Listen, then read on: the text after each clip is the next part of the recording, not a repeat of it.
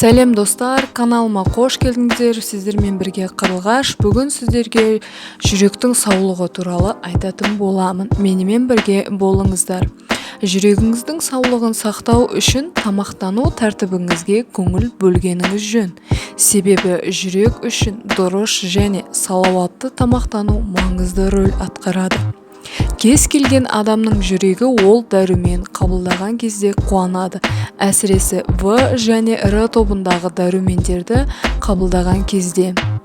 Қышқыл және тәтті қызыл және жасыл алманың барлық түрлері біздің ағзамыз үшін, әсіресе жүрек үшін пайдалы.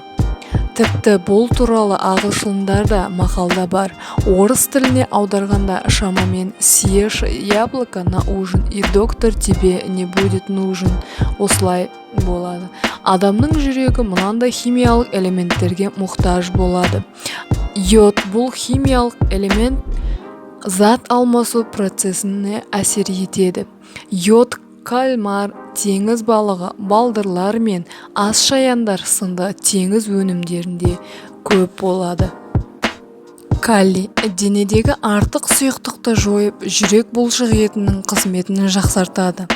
Інжір, қара өрік, асқабақ, қырыққабат, картоп, қызыл және қара қарақат, сондай-ақ итмұрынның құрамы калийге бай.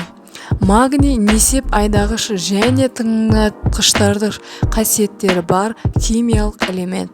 Бұл элемент қан тамырлары қабырғаларына қатқан қанды кетіреді. Ағзаңыздағы магний жеткілікті мөлшерде болу үшін рационыңызда мынандай тағамдар болу керек. Сұлы, бидай, қарақұмық, қызылша, бұршақ, жаңғақтар және сәбіз. Магнийге тәтті бадам, банан, кебек және соя ұны бай.